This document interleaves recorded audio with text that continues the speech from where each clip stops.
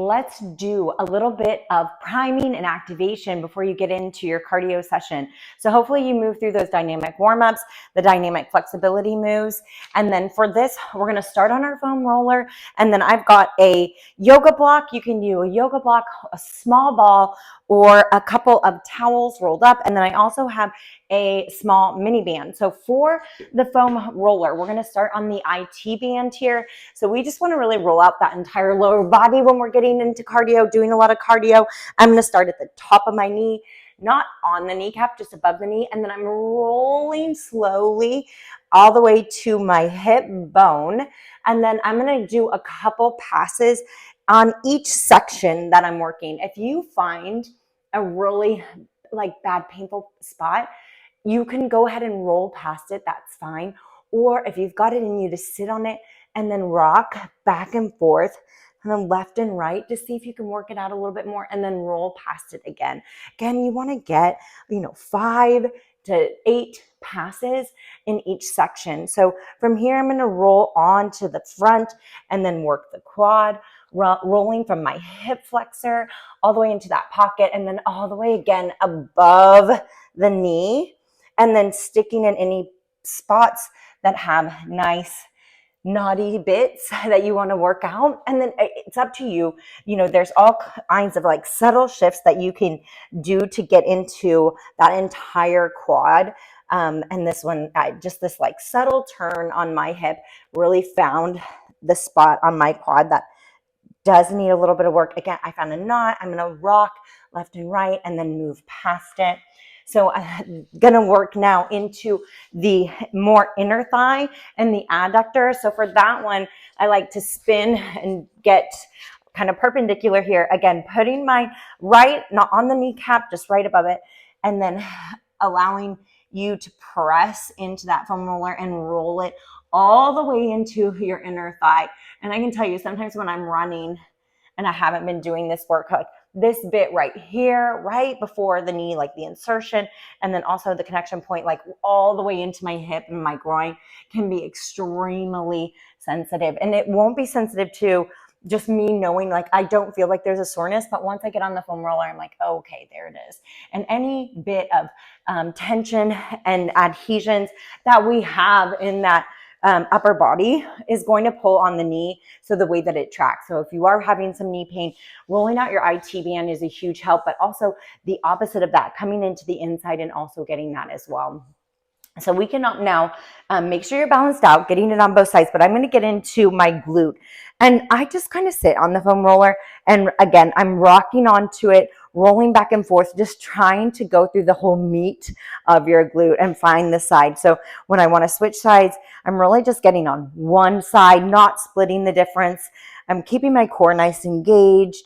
And I don't really have anything in my glutes, so I'm not going to spend a ton of time here, but I am going to make sure that I get both sides of that IT band, coming again down from my knee, rocking all the way up. When I am running, this one is really getting me. When I'm doing a lot of cycling, I feel like my quads get more of the knots. And then you're just going to have to play around with when I'm doing stair climbing. I'm going to feel it in my glutes a ton. So whatever cardio you're doing, go ahead and just get the whole lower body. Make sure that you're really just set up for success. Rolling onto the front of my quad now. Couple of passes here, 8 to 10. Finding a sticky spot, rocking back and forth. And then again, just making sure you're getting into inner thigh on both sides. So let's get into the calves. So for your calves, you can try to rock on both sides at the same time, depending on if you're feeling anything here. And I like to really I'm rolling my toes in, getting that inner bit towards my ankle, and then also rolling them out a little, getting that outer. But for me, I really need to stack them to really get the most. And then I leverage up onto my hands to really press into. And this is again, this lower bit above the round part of your calf in this soleus area. This for me gets a lot of tension. So I'm just making sure I'm doing a couple passes from my ankle, just right before the roundness of my calf in that lower leg part, before I get all the way up into my actual calf muscle here. And then I can feel that is giving some good massage, some good release. I'm going to make sure I do it again on the other side, hitting that soleus first, rocking that a couple times. And if you don't feel anything, you don't have to spend a lot of time here, but make sure that you are just priming it anyway. We're getting a lot of blood flow to that area. So that's exactly what we want to do, is prime it for the work ahead and activate that muscle. So it's equivalent to, getting a warm up or getting that blood flow into that area. All right. So that is your work on the foam roller.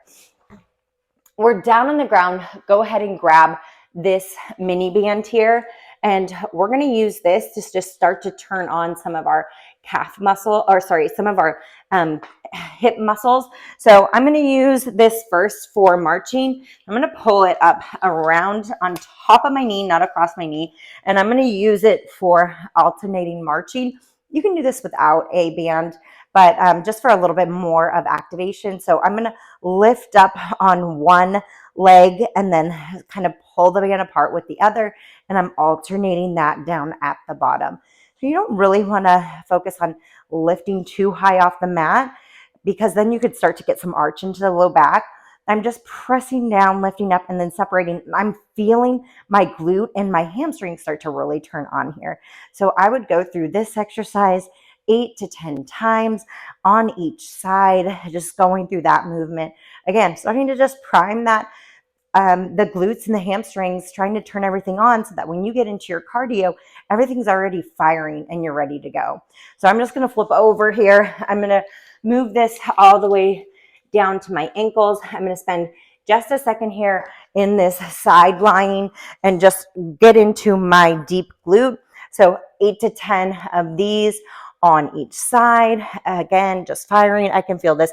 We're turning on this IT band, making sure everything is tracking. So from here, after I've gotten this outside part of my leg, I'm going to go ahead and get the inside, but I'll do it on the opposite. So I'm going to kick that top leg just straight back and then lift with the now bottom leg, turning on the adductor so that we have both sides of that knee really fired and turned on and running kind of equally, not one overcompensating for the other. Make sure we flip it over, get it on the other side. So leg lifts here, 8 to 10, feeling it deep glute across the IT band.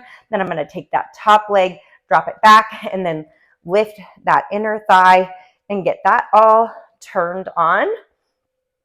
8 to 10, just keep it nice and equal.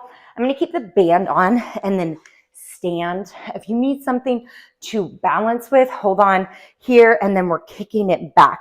So now we've got deep hamstring, turning on some more of the deep glute here, making sure everything is firing in that lower body. We are so ready to go. I'm going to show you 2 more exercises before we get going, and you will be completely ready for your cardio. Don't skip this part. We're doing, especially if you're doing a lot of cardio, like during the Cardio and Core Challenge, you want to take just 10 minutes to activate and prime the body. Okay, so standing one, I also showed you this exercise in the dynamic flexibility, but I like it here too. So when you're in the dynamic flexibility, we're really swinging the arms and working on that lower body or working on that upper body. And here, I really want you turning on the calf muscle and waking up the quads. So you're sitting into that squat and then you're popping up nice and strong and dynamic, 8 to 10 right there in that movement. Okay, the final activation, this has become one of my favorites. I'm going to use a yoga block. If you don't have a yoga block, a small ball, even a light weight turned against the wall, or some towels, you will set yourself up so that you're using, I would do it this way, so that you're using the towels as your guide to activate, maybe just one, to activate your inner thigh here. So, and then I'm pressing my back, knee, and toes against the wall and flipping my toes down so that they're dug in. Core nice and strong here, and then you're gonna spin open.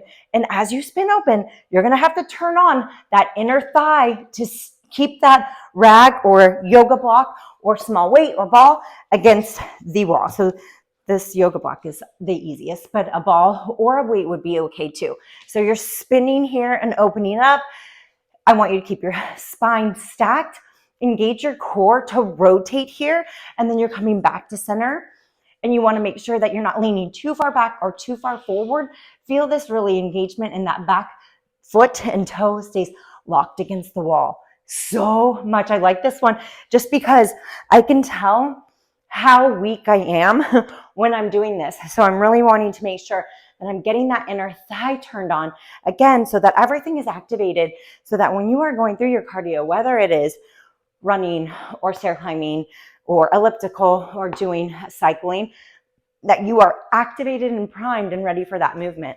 If you have any questions, you're going to drop them below or send me a DM, and I will see you guys in the app.